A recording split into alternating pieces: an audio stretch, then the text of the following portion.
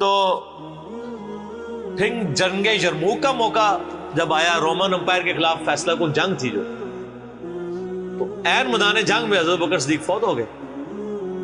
حضرت عمر نے پہلا ڈیسیژن یہ کیا کہ خالد بن ولید کو آرمی چیف کے عہدے سے معزول. ہائے ہائے سر، بالکل آپ آخری اوور چل رہے ہو اور آپ کا جو پلیئر سینچری پہ سینچری مارو، آپ اس کو کہیں اس کو واپس آ جاؤ اور ایک نیا پلیئر بھیج دیں. جو کریز پہ سیٹ تھا اس کو آپ واپس بلا لو. یہ وہ شخص کر سکتا ہے جس کا خدا پہ یقین ہو. تو اور آپ کو پتہ ہے حضرت عمر کے رشتہ دار تھے قریبی، انہی کے قبیلے سے تھے حضرت خالد بن ولید. حضرت خالد بن ولید کو پتا تھا کہ یہ اگر عمر خلیفہ بنے گا نا تو پھر میرا معاملہ پہلے ہوگا. اور وہی ہوا، ابو عبیدہ ابن جراح کو بنا کے بھیج دیا. لوگوں میں بڑی چیمہ گوئیاں شروع ہوئی کہ لو جی سب سے بڑی آرمی کے خلاف جنگ ہو رہی ہے، سب سے بڑی سپر پاور، اور عین میدان جنگ میں یہ ڈیسیژن کر دیا ہے اگر مسلمان ہار گئے پھر کیا ہوگا. یہ وہ اللہ نے فتح دے دی.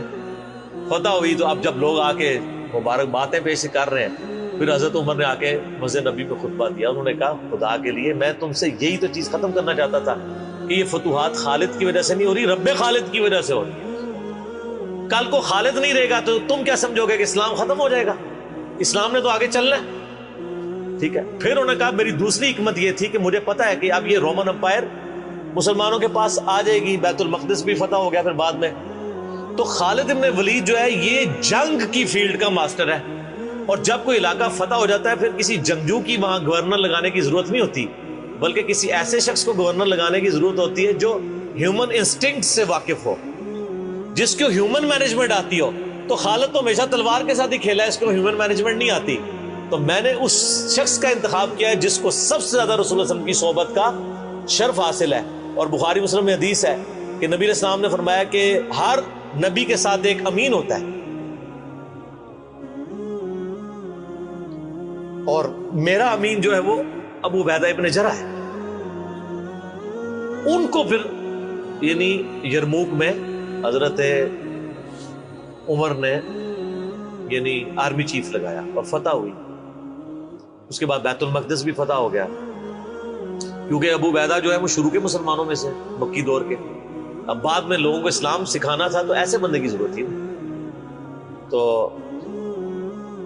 پھر حضرت عمر آپ کو پتا نا دورے پہ بھی گئے تھے بیت المقدس کی چابیاں لینے کے لیے. تو وہاں پہ کئی واقعات ہیں، ان میں سے ایک جو واقعہ ابو عبیدہ کا جو کہ ذکر ہوا ہے، تو اس کے بعد حضرت عمر ابو عبیدہ کو کہتے ہیں مجھے اپنے اب آپ آفس میں لے چلو.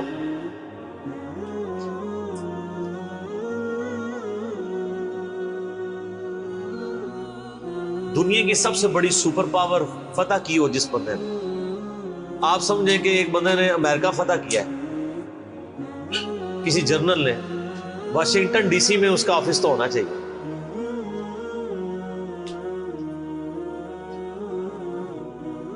حضرت عمر رضی اللہ تعالیٰ عنہ کو ابو عبیدہ جب اپنے یعنی آفس میں لے کے گئے تو آفس کیا تھا؟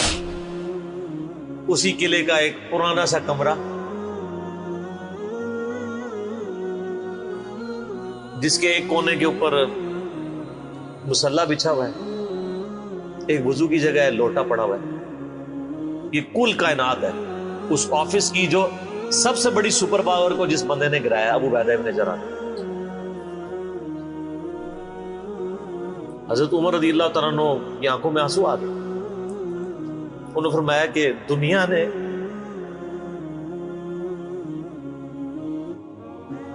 ہر بندے کے اوپر اپنا اثر چھوڑا ہے سوائے ابو عبیدہ ابن جراح کے.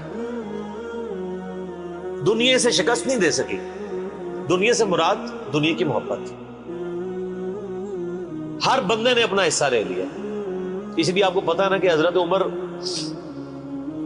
اپنے دور خلافت میں ابو عبیدہ ابن جراح کو بار بار خط لکھتے رہے کہ آپ ادھر آ جائیں، کیونکہ حضرت عمر چاہتے تھے کہ میں اپنے والد کو خلیفہ نامزد کروں، اس لیے کہ وہ امین الامت ہے.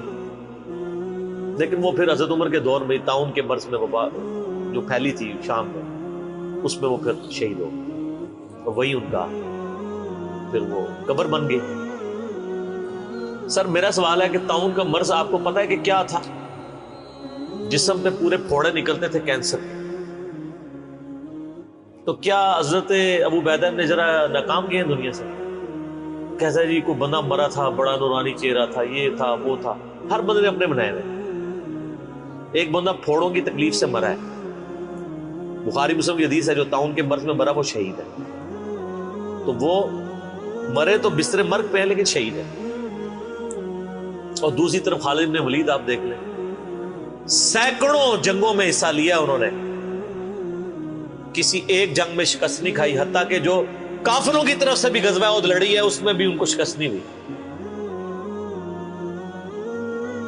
جسم پہ حضرت خالد بن ولید کہا کرتے تھے میرے جسم کا کوئی حصہ نہیں جس پہ برچھی یا نیزے یا تلوار کا نشان نہ ہو. ظاہر ہے اتنی جنگوں میں زخم لگ گئے، لیکن میں بھی آج ایک بوڑھے اونٹ کی طرح بستر مرگ پہ مر رہا ہوں. میں نے سینکڑوں جنگوں میں اپنی موت کو تلاش کیا لیکن موت نہیں آئی. اس کا مطلب ہے موت جو ہے وہ اس پہ ڈیپینڈنٹ نہیں ہے کہ آپ میدان جنگ میں گئے ہوئے. ان کو موت میدان جنگ میں اس لیے نہیں آنی تھی کہ وہ اللہ کی تلوار تھی، اللہ کی تلوار تو نہیں ٹوٹ سکتی تھی. تو ان کا آج میں بھی بوڑھے اونٹ کی طرح بستر مرگ پہ مر رہا ہوں. صرف میں تمہیں یہ بتانا چاہ رہا ہوں کہ موت کا میدان جنگ سے کوئی تعلق نہیں. ویسے تو مسلم شریف میں حدیث ہے جو شخص شہادت کی تمنا کے ساتھ اپنے بسترے پہ بھی مرا اللہ تعالیٰ اسے شہید ہونے کا ثواب دے دے. ہمیں نیت کرنی چاہیے.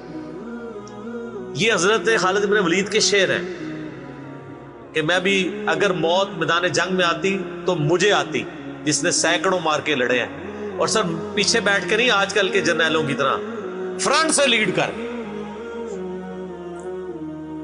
تو یہ ان کے اشعار آج بھی ان کا جو قبر یا مزار بنا ہے اس کے ساتھ ایڈجسنٹ مسجد کی دیوار کے اوپر یہ شعر لکھے ہوئے ہیں. آپ یوٹیوب پہ جا کے دیکھیں تو آپ کو مل جائے.